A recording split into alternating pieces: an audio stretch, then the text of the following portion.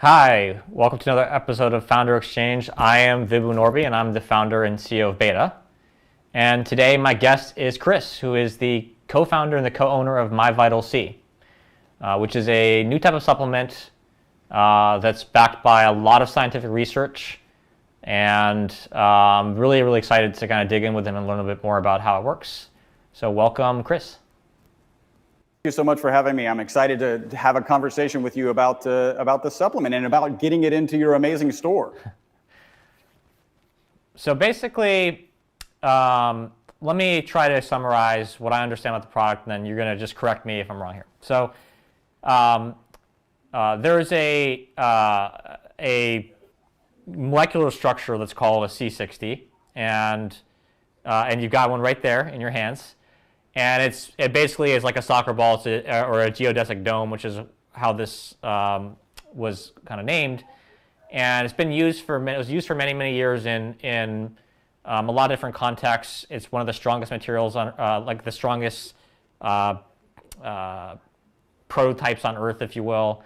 And back in the kind of late 2000s, I don't know how you say that word, 2005. Between 2005 and 2012, a lot of scientists started doing research on how this structure could be used in medical purposes. And there was a kind of key study that was completed over quite a long time on rats that found that rats that had been taking this supplement, C60 in olive oil, lived 90% longer than the rats that didn't in this control subject. And a lot of people in the scientific community were stunned because they'd never seen a result like this. And so I think it's still not mainstream yet in a sense. And a lot of scientific research takes decades to kind of make its way to the mainstream. But people started buying this from you for health purposes after that study. And over the last couple of years, you've been kind of the primary manufacturer of this to research institutions, but you've now transitioned to selling a consumer product that has tremendous health benefits. Absolutely. And everything that you just shared is actually why I think Beta is a really good store for our type of product, because it needs some explanation. So if you're going out to some sort of store and you're like, are you looking for a longevity product? By the way, the data shows that people in general aren't looking for a longevity product. Are you looking for something that's in olive oil? Probably not. But with your beta testers, people are actually able to come in and be like, hey, what's that unique soccer ball shaped thing there? What's that all about? And your team can actually explain to the consumer what's going on and what is it. And it's just a perfect marriage. I'm really glad to be working with you. Yeah, likewise. And so let's talk about longevity, because I think there has been, over the last couple of years, a couple of different supplements that have come out in the longevity space. But do people take these supplements to live longer, or is it that eliminating some of the problems that cause people to have health problems earlier on has this potential side effect of giving you a longer average lifespan? Well, if you were to look at the testimonials that our customers are providing us, most of our customers started taking it because they saw this original rat study. By the way, this rat study was supposed to be a toxicity study. They assumed for various reasons that this buckyball was actually going to be toxic. And in that study, they gave rats water, they gave them olive oil, and they gave them olive oil with what we call safe for human consumption, ESS 60. That's C60, that's safe for human consumption. And again, instead of being toxic, those rats lived 90% longer than the control group, and they actually died without tumors, which is another phenomenal piece of that original research. Can you describe what that means specifically with a rat's lifespan? Absolutely. Okay, so a typical Wistar rat, and that's the rat that they used in this study, lives about 32 months and has a known amount of tumors in it. The longer it lives, the larger the tumor mass in their body is going to be. Despite the fact that the MyVitalC rats lived 90% longer, out to 62 months, none of them died with any tumors, right? So this is a phenomenal result. Some people will say, oh, that means it cures cancer. No, that is absolutely not what it means. There's a huge difference between dealing with a cancer that has metastasized and being a cancer preventative, right? So things as simple as a good diet, exercise, good sleep are known cancer preventatives, right? And what that piece of the study shows is that, and not even necessarily cancer, but that it could be a good tumor preventative, right? So that's that result that came out of that. So right away, kind of mid 2013, we started getting phone calls. We actually provided the original C60 to the study. They actually converted it into what we call ESS60 for the study. And our company's name is mentioned in that original study. So we're kind of the founders. We're at the foundation of this particular supplement technology. So right away, people, and I affectionately call them wackos because I am one, we're like, hey, here's this study. I want to put this in my body. They started calling us and saying, hey, how much in a dose? And you have to imagine me, I'm a carbon nanomaterial scientist. I've been selling this molecule to research institutions around the world since 1991. They put it in ink and tires and batteries and photocells. So we were a little uncomfortable with answering this question about how much in a dose. And in fact, that was about mid 2013. People started asking us for a dose. It was all the way until 2017 that we hesitated and stayed out of the supplement market just because it really wasn't something that we were interested in getting into. Sure. In the late 2017, a guy with a big YouTube following started talking about all the benefits he was getting from taking the product on a daily basis. And our phone went from ringing like twice a week to 10 times a day. And that's when we really kind of fundamentally asked ourselves two questions before we went into this business. The first and most important is a moral question. Am I comfortable selling it? So my wife takes it, I take it, everybody on my team takes it. Yes, I'm comfortable selling it. The next is the FDA and the FTC, right? We got to follow their guidelines and we got to follow them to a T. They're kind of strict about those things. And we are. And so really it was in 2018 that we launched this MyVitalC brand. Right. And tell me about the business model you guys have evolved. I know you guys sell it and I believe you sell on Amazon, but you have on your site a lot of different kind of SKUs and ways you can take it. Like, what are the differences between the different types of oils and what are kind of all the different types of products that you guys sell? Yeah, so we really have three main products, and then we've got kind of pet versions of those products. The most kind of the product that I would recommend anybody interested in trying it is our olive oil product. One, because I'm a scientist and the research was on our olive oil product. And two, you can actually get more of the ESS60 molecule in olive oil than you can get in any of the other oils. The other oils are MCT oil and avocado oil. And just to share with you, like my daily routine, I don't know if you're familiar with bulletproof coffee. Yes. But I do kind of a bulletproof, right? Yeah. So instead of the brain octane, I actually use RMCT with our, ESS60 molecule in it, right? And so we put that in there. While that's mixing, I'll actually take about 1.5 teaspoons of our olive oil product.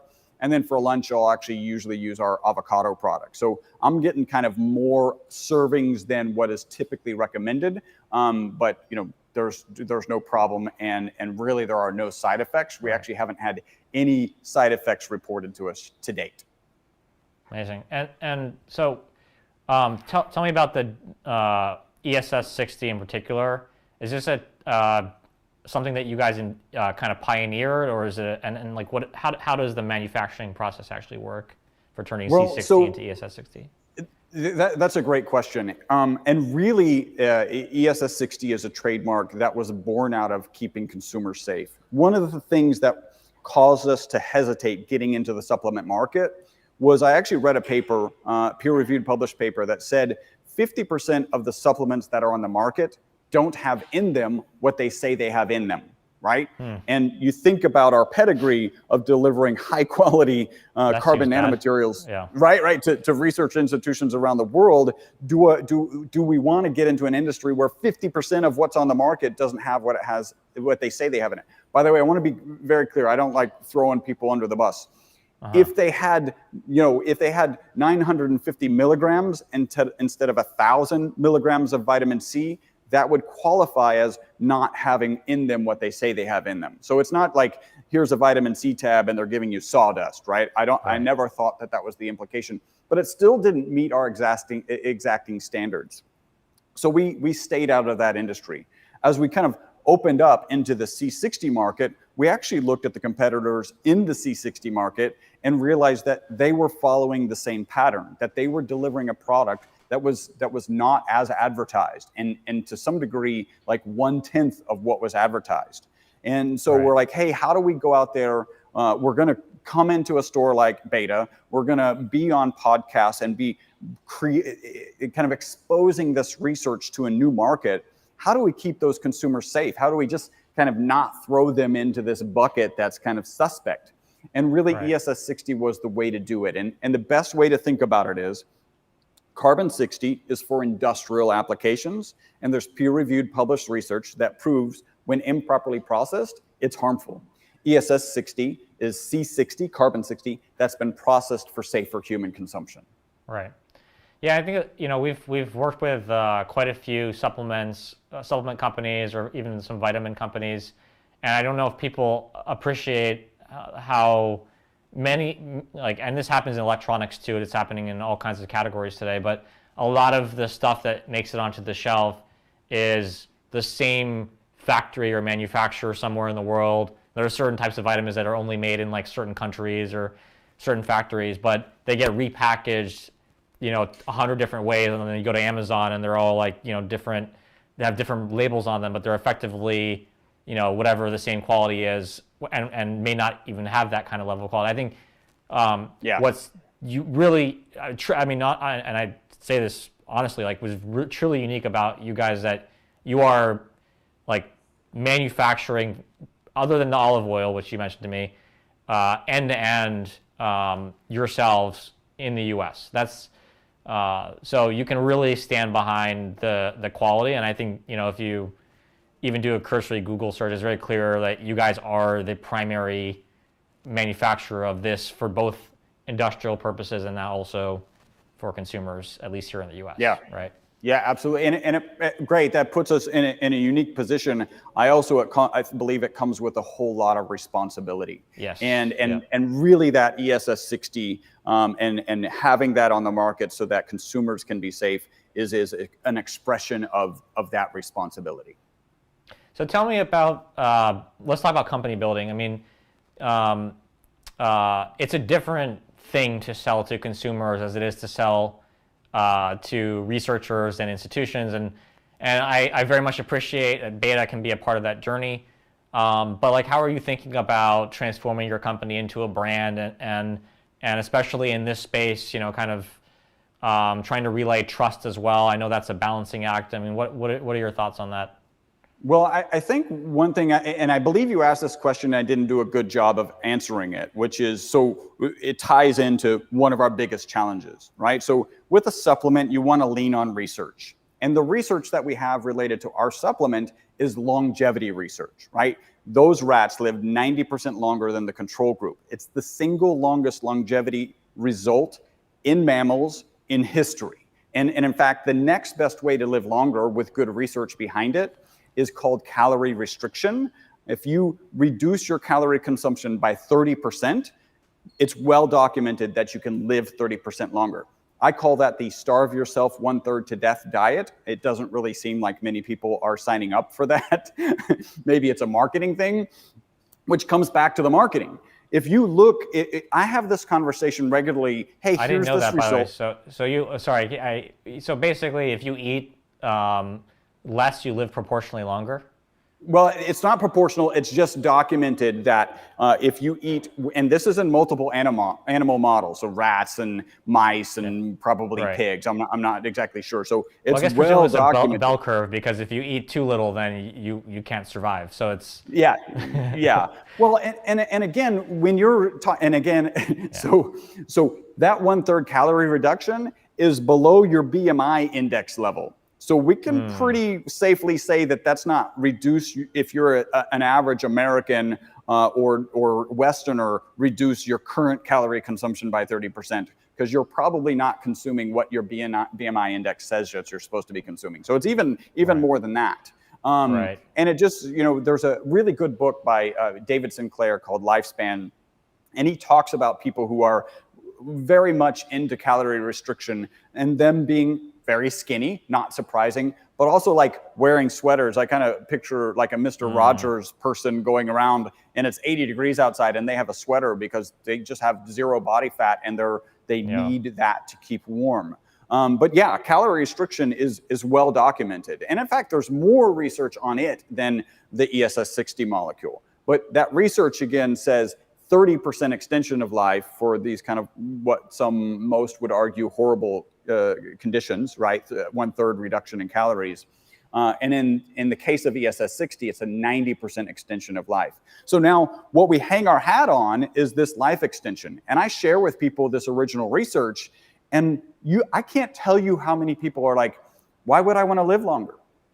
And it took me a while to get it. I've always wanted to live longer. Yeah, I kind of get that, Right? But the reality is as a society, we have an inability right now to separate getting older from living infirmed, right? We don't know how to separate those two. So really, when you're asking somebody, would they like to live longer? You're actually, in their mind, asking them, how much longer in an infirmed state would you like to live? Sorry, right? What does that word mean, infirmed? Infirmed means where your health is deteriorating, right? Got it. Yes. Right? So how much longer in this declining health situation would you like to live? And then that's when a lot of people are like, well, maybe we can just get my will straightened out and we'll be good, right? Because it's not appealing to live in the conditions that we automatically associate with old age. Right. In that book, Lifespan by Dr. David Sinclair, he talks about, hey, well, what if it means something different, right? What if getting older, and then I asked these people, okay, I shared the study, they're like, why would you want to live longer? I said, well, hold on a second. If you had the same mental capacity and you had the same physical capacity that you have today, would you then be interested in living longer? And so some people still say no. Or living the same amount of time with a longer period where you were healthy. Exactly, right? Yeah. So think about the 90% extension of life. If the average human lives 90% longer, the average human lives to 152. That's not the oldest human. That's the bell curve average human. So we get back to this marketing challenge of, okay, the thing we hang our hat on is longevity, and most people really aren't interested. They need a whole lot of education about what longevity could mean. I often joke in that original research where the rats lived 90% longer, there are no notes in the paper that say those rats were walking around with little rat walkers and little rat oxygen tanks, right? Yeah. They lived We don't know if the rats were happier, even though they were living longer. Right. Yeah. So they weren't living in an infirmed state, right? They were living as healthy rats until they died at around month 62. So now you start to shift the story, and now we start talking about how I'm differentiating us as a company from the rest. Because to answer your question, most of those initial people started taking the product because of longevity, because of this amazing result, with the thought process if this thing made them live longer, then it's highly likely that they actually lived healthier, right? That just fundamentally makes sense. And then they start reporting all of these really good benefits that they're experiencing. And so, in fact, the most consistent testimonial is our customers take it in the morning, they report mental focus and energy during the day, and then better sleep that night, right? And so here, again, where we're differentiating ourselves as a supplement company, we're doing research to find out, hey, is this true? If our customers are telling us that they're sleeping better at night, let's do a study. You're familiar with Oura Ring. I've got an Oura Ring on my finger. It's one of the better sleep trackers on the market. We're actually working with a gentleman named Benjamin. He's an associate professor out of the University of California, San Diego. And he's a consultant for Oura Ring. So he has access to that data that's behind the scenes. And really the study we're running is get our customers to give us a baseline. So 10 days of data prior to them actually taking our product, 10 days on the product, 10 days off the product, and then 10 days back on the product. And those customers fill out surveys and give observations of their data in the Oura Ring app. So I'm sleeping deeper, I'm getting more deep sleep, I'm getting more REM sleep, whatever it is that they're noticing on the app. And then Benjamin can go in behind the scenes with the customer's approval, of course, and confirm that data. Well, that study got sidetracked because this Oura Ring is actually pretty good at identifying COVID. And so for all of 2020, even until now, Benjamin is just, on press releases, digging into COVID data, like he's sidetracked. But we're still running internally, that survey study, and we're running it and getting good results. And I've got to share this, right? I told you, most consistent testimonial, take it in the morning, mental focus and energy during the day, better sleep that night. I'm only aware of 2 other things that you can do in the morning that will positively impact your sleep. And I promise you, they're not any kind of supplement. It's exercise. If you exercise in the morning, that will impact your sleep positively that night. Also, if you get exposure to sun, you actually start getting your circadian rhythm in line with the rising and falling of the sun, and that will help you sleep that night. Other than that, I'm not aware of anything. In fact, it's the opposite of most the quote unquote sleep aid industry, which is a $2 billion industry where customers take it right before they go to sleep. It's actually a depressant. It knocks them unconscious. They wake up without the desire for sleep, which probably feels really good, right? But it hasn't allowed them to get their REM or their in-REM sleep. And that's the most healing and restorative medicine there is. And it's a shame that those quote unquote sleep aids are actually knocking them out and not allowing them to get the sleep that they need. Yeah. Really interesting stuff. I mean, so tell me a bit about olive oil in particular, and like, is there, so I know in the study, the primordial study, that they also tested olive oil without ESS 60. It like, I'm not aware of it. Is olive oil as a also like a healthy thing for your body to take by itself? It is. Yeah, if you look at that original study, so again, rats, water, olive oil, and olive oil with ESS 60. Yes, that MyVitalC formulation, they live 90% longer. But even with the olive oil, they live 30% longer. So I like to say that actually Dr. Gundry is a New York Times bestseller and actually has the most popular nutrition podcast ever, or right now. And I love what he says. He says the purpose of food is to get more olive oil into your mouth. Because if they live 30% longer, whatever olive oil you're consuming right now, you should consume more. And I would argue that you should consume it with, with the ESS 60 molecule. Fair enough. And so there's like I think you would agree, we're like completely inundated with advice on what we should be doing to live better, healthier, to sleep more. I mean, and there's conflicting advice all over the place. I mean, I think you could probably find, there's probably, people say coffee is bad for you, and there's other studies that say coffee is good. There's, the same kind of thing about wine at night, or, it can be bad for your sleep, but also helps you live longer. What are your thoughts on, I think, again, from a brand perspective, and you guys are not just a brand, but, how are you thinking about the problem of that information overload, and has that influenced anything you've done over the last couple of years? Yeah, I think you're exactly right. There's, carbs were great. Carbs are horrible. You should only eat meat. You should only eat carbs. Like there is a lot of flip-flopping that goes on. I think fundamentally you go back to the original research and you get as much information about that research as you can. And then you actually get some understanding of the people behind the company, so you can understand if that's something that you believe in, if it makes sense, if there's authenticity in the leadership at that company, so that you know and can trust the products that are coming out there.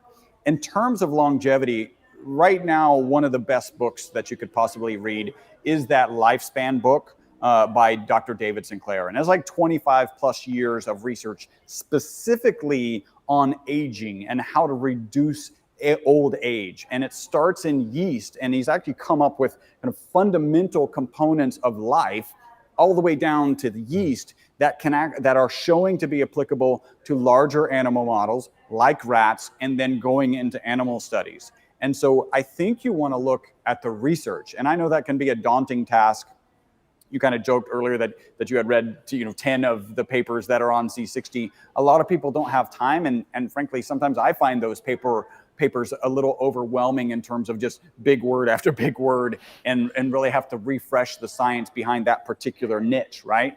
But you do need to get in there and understand the science that's behind it and what the research says, or find somebody that you trust. Now, I'm going to share with you something that you absolutely can't do, right? I think Amazon is good for situations where you might be interested in buying some sort of piece of electronics and you're looking at reviews, and that might be relevant. When you're thinking about supplements, it's not a really good place to go, because what does a 5-star rating about vitamin C actually mean, right? What we know it doesn't mean is they probably didn't weigh it to know that it was 1 gram. They probably didn't take it to their HPLC machine and make sure that it was ascorbic acid. They probably didn't even count the tablets in the bottle, right? So if you're looking in terms of supplements, like, just be really careful in that. And I think there's no the phrase caveat emptor, it doesn't apply more than it does there, right? Let the buyer beware, because those star ratings are good for some pieces, right? Some things, but a 5-star rating about supplements, what does that even mean? So be careful. Yeah. Where do you buy supplements? How do you find out whether they're trustworthy? Well, so I can give you a good example, right? So reading the book Lifespan by David Sinclair, there's an NMN that he actually says he takes. He won't say where he gets it or whatever. He actually says he gets it as leftover product.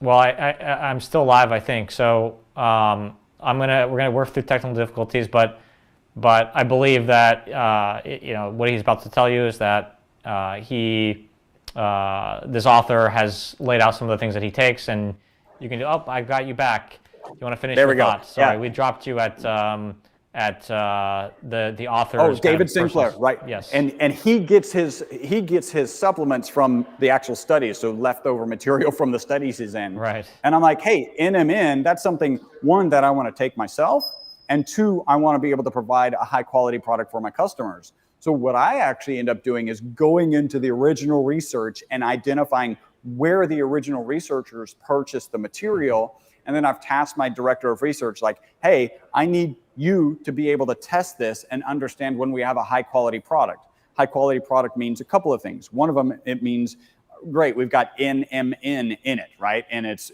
to a high percentage. The other is that it's lacking, dangerous metals, right? So heavy metals, you've got to make. That's where you can bump into issues, because you can say something. Everything I'm able to test in this one piece of equipment says it's, let's go crazy. Says it's 100% pure, but it's not looking for heavy metals, and so it's not going to see them. So you actually have to do kind of 2 pieces of equipment. So then that's how I've identified the NMN that I'm comfortable taking. That seems tough for the average person. I don't think we're going to build chemistry labs. But I mean, that seems like an interesting idea. Maybe you guys could publish some of your findings on the actual composition of the things that you see online. That might be, that's interesting. So that is the plan. Yeah, oh really? Okay. Yeah. I'm very intrigued. Hard question, and you can decline to answer, but I'm curious. Are you planning, or will you rerun the study from 2012? Absolutely. And we have identified the organization that's going to actually run the study for us. And before they even start the study, there's about 5 experiments that we have to do with them for them to be convinced that we can go off and do this study. The first one's already paid for. We should have results, I think, in the next 2 months, and it's really a toxicity level with our product and some rats. So it's a much shorter study to say, hey, okay, we've got to reinvent the wheel, because that last research was done back in 2012. And so we've got to come up with the baseline information that gives that organization comfort in doing this study long term. Another thing to note, right? So I like to give credit to the original researchers, because remember, it was supposed to be a toxicity study. And there's one thing that's absolutely true. The day that all the control group rats die, so those are the rats that were given water, when all of them are dead and all of the quote unquote toxic rats are still alive, you can say unequivocally that it's not toxic.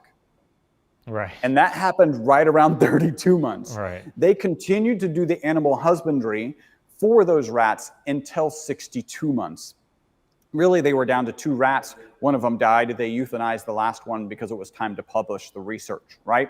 So I like to give a lot of credit to them. That research was done back in 2012. Nobody stepped up to do that research again, and that's what we're stepping up to do. Amazing. That's really good to hear. And it's expensive because you're looking at a 5+ year study. The way these studies work is you can't pay on a month-over-month basis because from an ethics standpoint, from an animal ethics standpoint, you can't just go, oh, well, we ran out of money, right? So now you got to euthanize all these rats. Like, this is not how animal studies work. You actually have to fund the entire thing up front so that you can continue the study through to the end. And we'll be making some adjustments to that original study. We anticipate that it will actually go longer than the 62 months in the original study. Interesting. And okay. So I think I will ask you one last question. So tell me, what is, I mean, you mentioned your daily routine, right? You said morning, and then you have afternoon coffee or afternoon avocado oil supplement. For someone who's just starting to get into this world, okay, myself, I'm actually thinking, what am I going to buy and bring home to my family? And I have children as well, and I don't know what your thoughts are on giving this to children, but I can share what that is the starter right pack away. for me? What do I need to buy from Beta, hopefully, Absolutely, to get going? Yeah. So first off, just with children, there is no evidence to suggest that there's anything wrong. As a scientist, in good conscience, I can't recommend that you give it to children. Like, that's not a good strategy. That's not how science works. So we actually need to do some kind of more youth-oriented studies to make sure that it's safe. And that would apply to pregnant women and even women intending on getting pregnant. It's really, it's for no other reason than just being judicious with the potential risks in that situation, right? Makes sense. I personally don't think there's anything gonna happen adverse, but it's the right thing to suggest.